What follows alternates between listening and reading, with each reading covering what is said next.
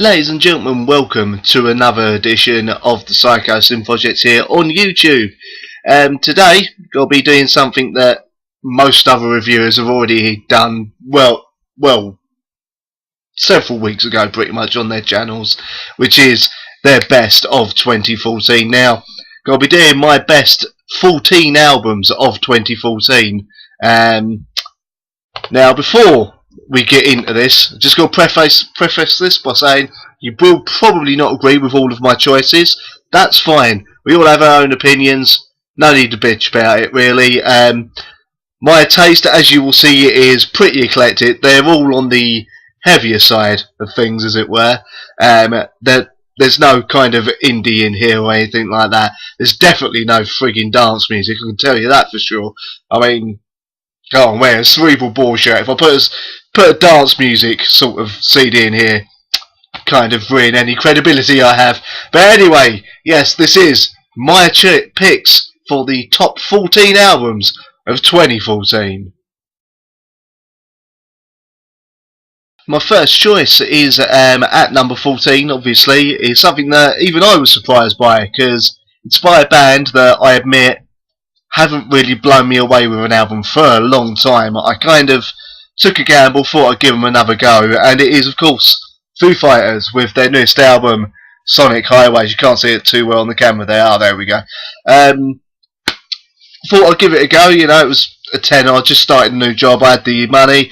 And, yeah, this turned out to be a really, really good album. Not up there with what I'd probably call their best, because by now they're not really going to beat the colour and the shape or anything, but still a very, very good album for a band that is finally getting back to the roots of what it does best, which is making really catchy, sort of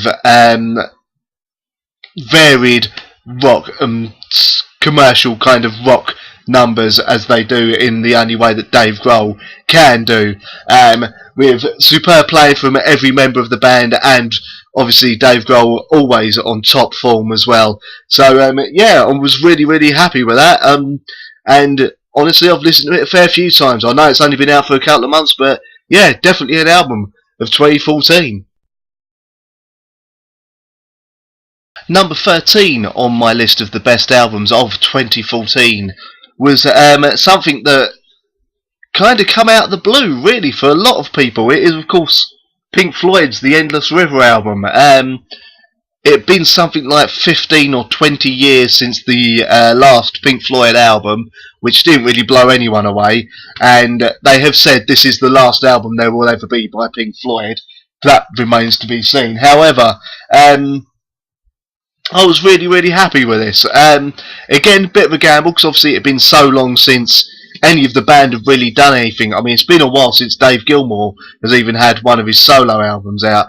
But even though this album is mostly, except for about 2 songs I believe, mostly instrumental, absolute definite purchase to complete your Pink Floyd collection, or if you just like really relaxing progressive rock music, definitely, well, you simply can't go wrong with Pink Floyd in general, really. And this was a definite return to form. Not going to be remembered as one of their classics, but for a band that had had such a gap from working with each other for so long, to come back with an album this good, yeah, definitely want to pick up and give a go. Number 12 on this list of the best albums of 2014 is the Italian goth metal crew, Lacuna Coil. Now, I am a big fan of this band. Christina Scabia's vocals have always been something of a highlight when you hear them on songs. However, for their last 2 albums, they did go stray a little bit towards kind of a more commercial-edged poppy sound and kind of lightened it up a bit. Not so with this album. This is a definite return to form for them. They brought in the heavy guitars, the pounding bass, everything you could possibly want, along with dark horror movie themed lyrics. I do believe they said something along the lines of this album is supposed to be essentially a concept album for their own kind of horror movie, which I don't know if they're writing a script for or something, but it'll be interesting. I mean, you can definitely hear the influence from Dario Argento films and the soundtracks that they had on this album, along with Christina Scabia again saying absolutely superb, along with the male vocalist whose name I can never remember. And if he is watching this, I do apologise. I really do. Also, what also adds brownie points for all this band, I know they're all huge Devin Townsend fans. Myself being a huge Devin Townsend fan as well, I got to give him brownie points for that. But anyway, yes, if you were a bit worried that Lacuna Coil were getting a bit too light for your tastes, honestly, give this album a go. Broken Crown Halo. You won't be disappointed. In at number 11 was something that was a bit of a complete gamble for me. I heard good things about them, so I thought, you know what, I'll pick up the album and give them a go. Hadn't even heard them on YouTube at the time. I am talking about the Marmozets, which you can't see too clearly there, the CD. Yep, The Weird and the Wonderful. This is a band who they're ostensibly a kind of rock band, heavy rock band. However, they're not afraid to throw in screaming, growly vocals from their very, very talented lead singer, along with the heavier riffs. All in all, this is an album full of really, really finely crafted melodies, fantastically catchy songs, honestly. If you've heard Born Young and Free, you know exactly what I mean. And all in all, an absolutely superb first effort from the band. I look very much forward to seeing them live, and hopefully one day being able to interview them for this channel and the radio station, my show, on Total Metal Radio. So, all in all, if you've been kind of umming and ahhing on it, well, pick it up. The Marmozets, The Weird and the Wonderful. Definitely a thumbs up from me on this one. So, some of you are probably sitting there thinking, hang on, you claim to be a metal DJ and a metal fan, you sat there in a cerebral ball shirt, where the fuck is the metal? All you've given us is relatively heavy bands, but nothing amazingly heavy. Again, where the fuck is the metal? Well, in at number 10 is Machine Head and their Bloodstone and Diamonds album. God, this camera's crap. But anyway, now I have a kind of hit and miss relationship with Machine Head. I loved their first album, loved the second album. I still really enjoy Burning Red. I even liked Supercharger, and then we got to Through the Ashes of Empires, which was pretty good. Then The Blackening, which I found was only okay. I never thought it was their best. I never thought it was this amazing album that everyone else seemed to hear. I listened to that album again and again, and I just, apart from one or two songs, really couldn't see why it was getting so much praise. I mean, yeah, there was some fantastic playing on it, but the songs didn't quite gel that well. However, a couple of years ago, they released Unto the Locust. And I loved that album from beginning to end. Straight away, just instantly loved it. It was everything I wanted. And this album, although I don't rate it quite as highly as Unto the Locust, is still an incredibly enjoyable album. Is it worth picking up? Definitely. Don't expect another Blackening though. Machine Head have basically decided that they're going to do what they want to do, because what they did on the Blackening is what they've been doing for a few years now, and I fully approve it. Even though I may not have been a fan of the Blackening, the way they've made their melodies tighter, their songs somehow even heavier, and as he's getting older, even Rob Flynn's voice is getting better and better, along with the songwriting craft and their ability to craft mini prog epics. So all in all, definitely, and that's definitely a buy. So that's why it's a number 10 on this top 14 of the best of 2014. God, that was a mouthful. So what happens when you're a band who've got a fair amount of promise there?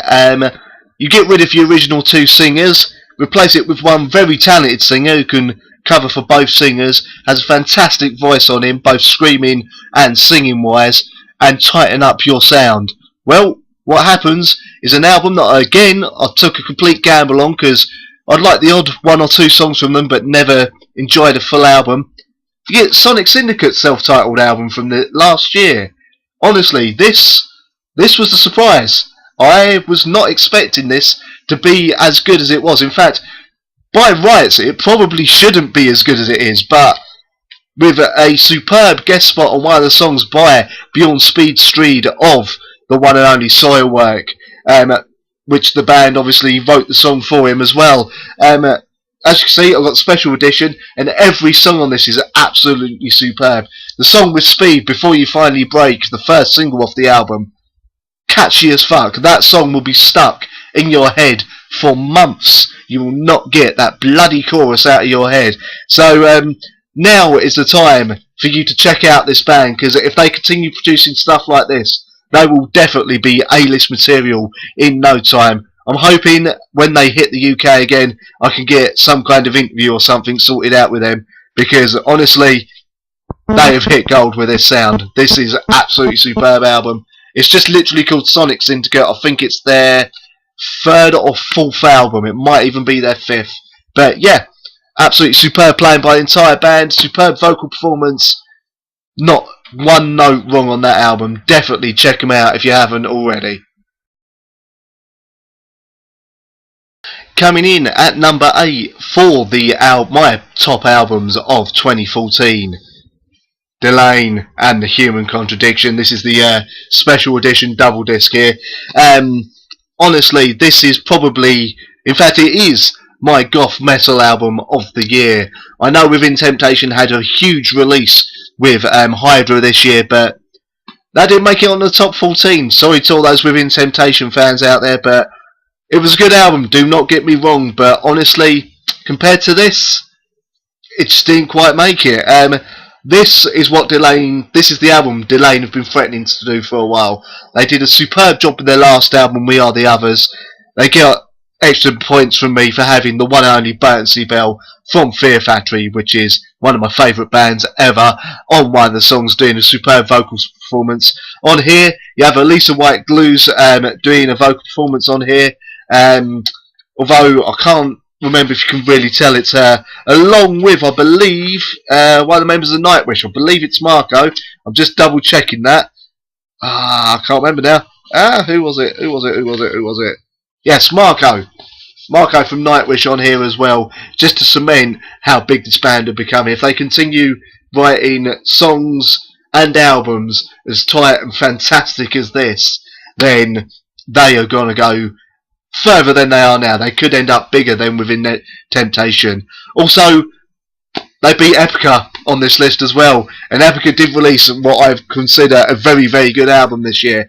Not in the top 14, it literally missed out by the narrowest of squeaks, but yep, Delane, my goth metal album of 2014. Also, I did get a chance to interview Charlotte, of the lead singer of Delane, earlier last year even. Yes, just before the album came out, if I remember, or just after, the album came out. It was my first major interview. I mean, my first interview was with Crazy Town, but big bands wise, yeah, it was with Charlotte over Skype, and honestly, that woman is absolutely down to earth, very, very lovely, and I want to thank her and the band for giving me the time of day to do that interview. And if you missed it, it's on the channel. Just have a look through the interview section. You can hear it there. She's a very giggly person, just to let you know. Anyway, yeah, I will stop sort of going on and on about this. Delane, Human Contradiction. If you like a bit of goth metal, go pick it up. Up next on this list of the best albums of 2014, in my personal opinion, Arch Enemy, War Eternal, for those who are wondering where the heaviest stuff was again. Now this was an album that a lot of people were concerned about, because obviously there was the change of singers from Angela Gossow over to Alyssa White Gluz. Now in Alyssa White Gluz, and I do apologise to her if I'm pronouncing her last name wrong, in her last band, The Agonist, she did do clean vocals as well as the deep growls, and a lot of people were concerned that she was going to bring that into the Arch Enemy sound.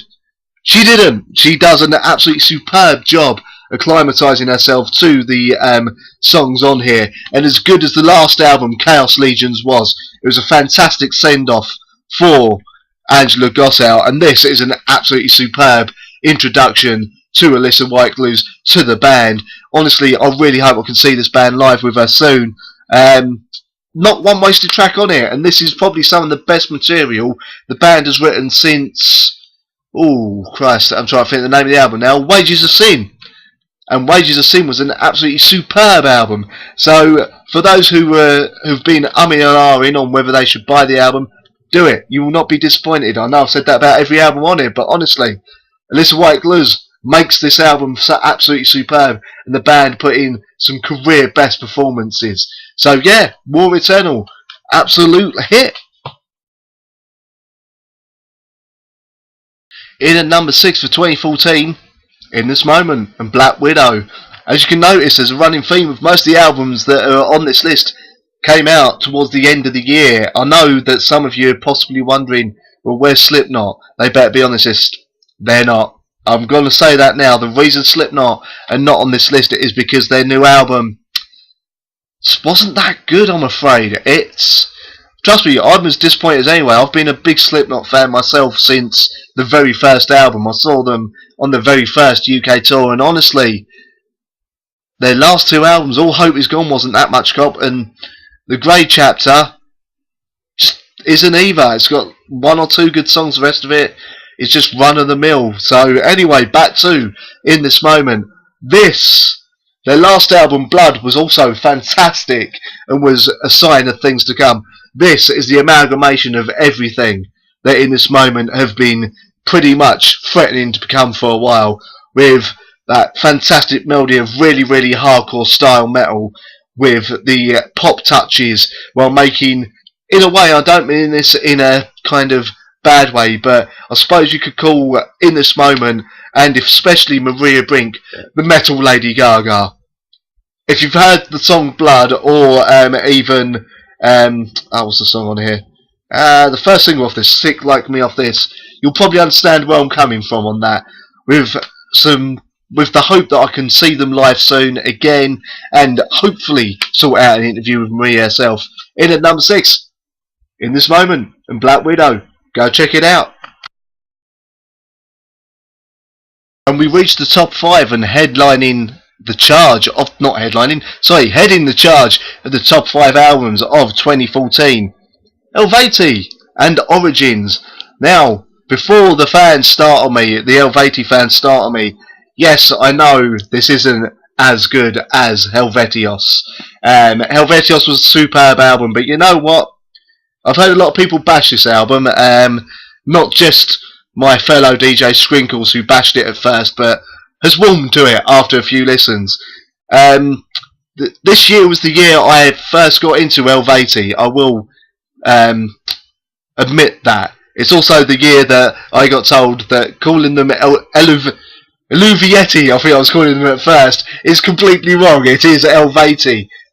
If you like your Celtic folk sort of metal, with mixings of gothic and kind of more straightforward thrash metal, along with some heavier vocals as well, you could do worse than this. And the song gets extra points for having the extremely superb song Vienna on it, along with the very, very insanely catchy Call of the Mountains, almost as good as their earlier hit Omnos. So yeah, if you haven't heard Helveti yet, pick this up, give them a go, and if you can, pick up Helvetios as well.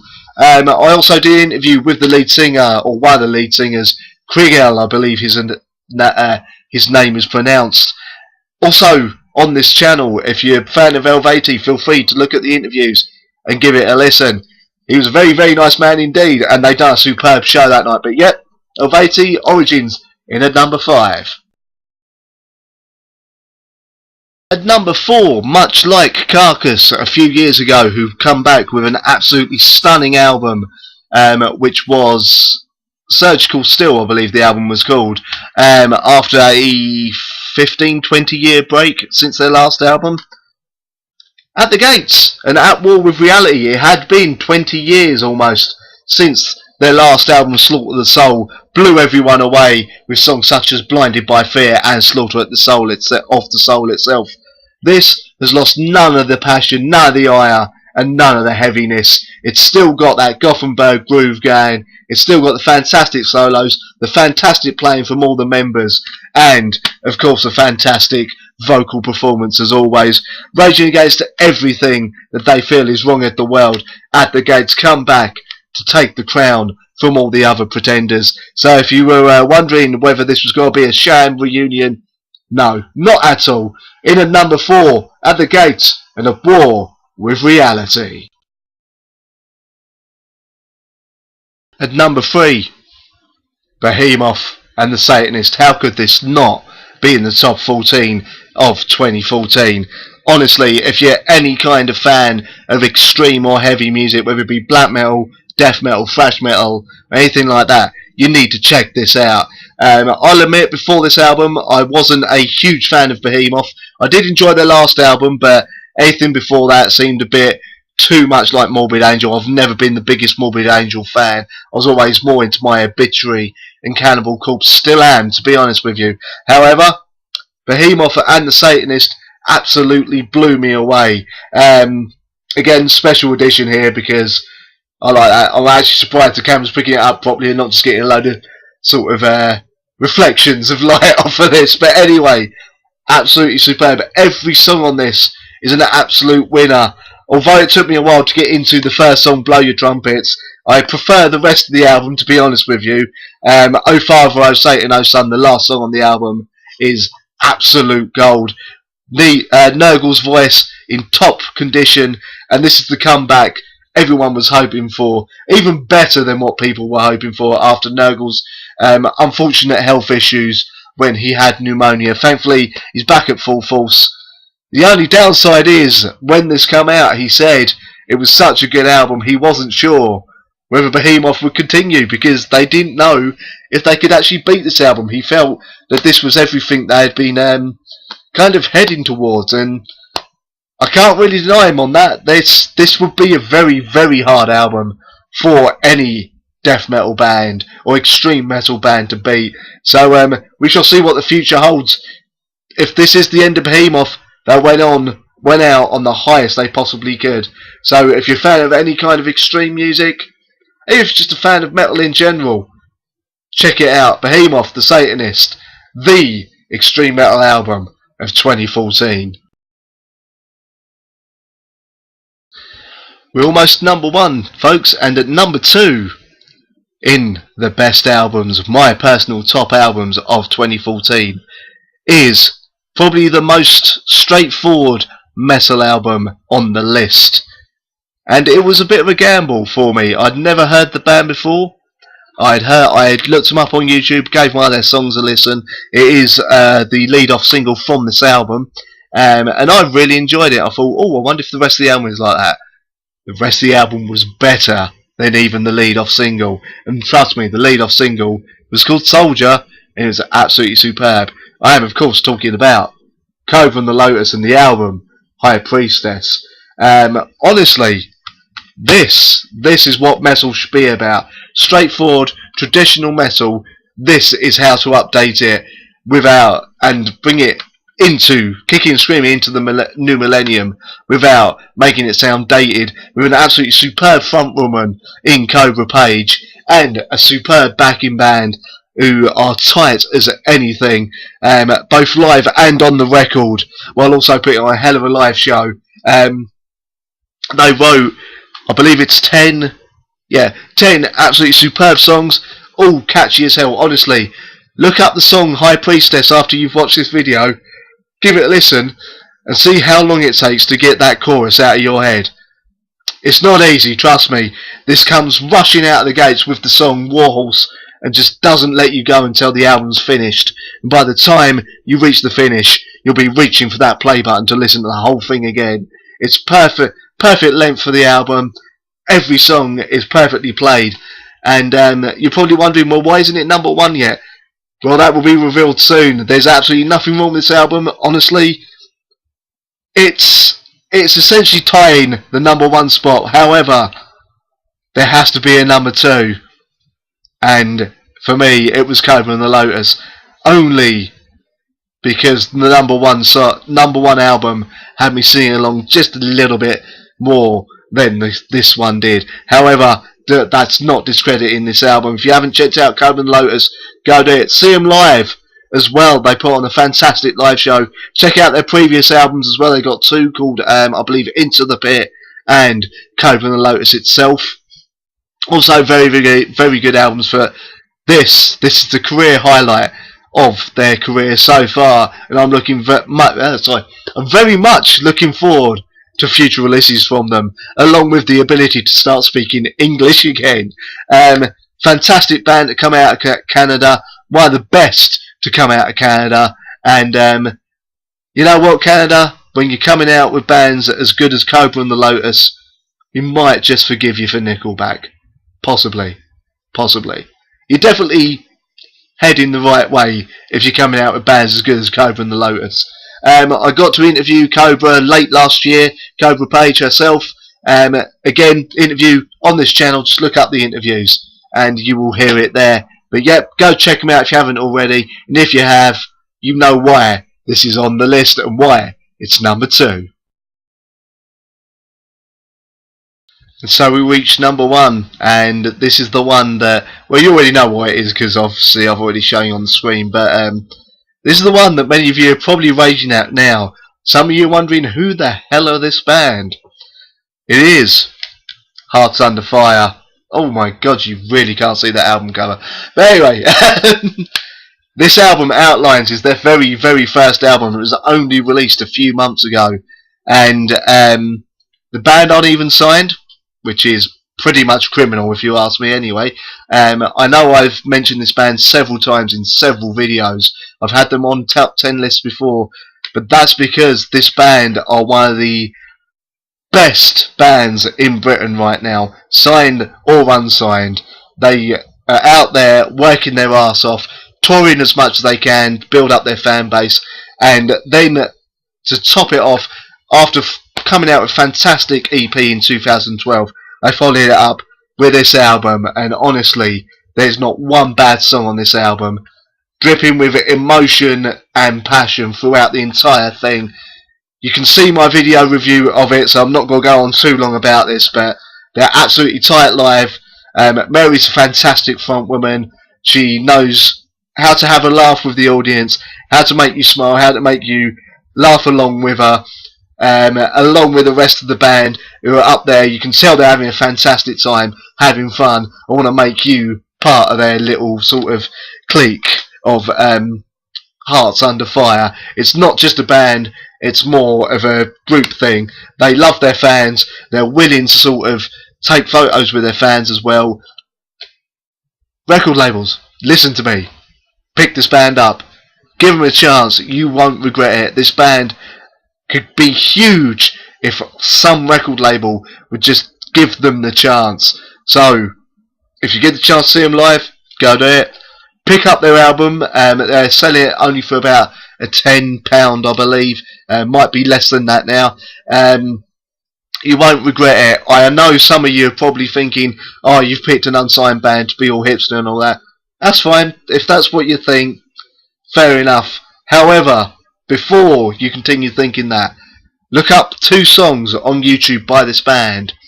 Look up the song Knots and look up the song We've Come Too Far to Live in the Past, and then tell me that I'm wrong. Tell me that I'm wrong to enjoy this band so much. You'll see what I mean when you hear those songs. Anyway, I am Psychosin, and this has been my top 14 albums of 2014. I hope you enjoyed. I hope you agreed with at least one of the albums I chose, maybe. If for those wondering why I didn't put either Cannibal Corpse or Obituary on them, simply enough, I've got the albums, but I've been so busy with my stuff for Total Metal Radio, along with the YouTube channel, that I haven't got round to listening to their albums properly yet. And basically, this list could be subject to change, but really, if they're gonna be, they would have to be something special to be at least the top 3 albums in this list. But anyway, I want to thank you for watching. Feel free to subscribe. Go check out my other videos. I hope you enjoyed this. I hope you didn't mind me forgetting the English language, as I seem to do every Friday night on my show, along with on every video I do. I have been Psychosin. This was my top 14 albums of 2014, and I will be back soon. See you later. I turn to face it.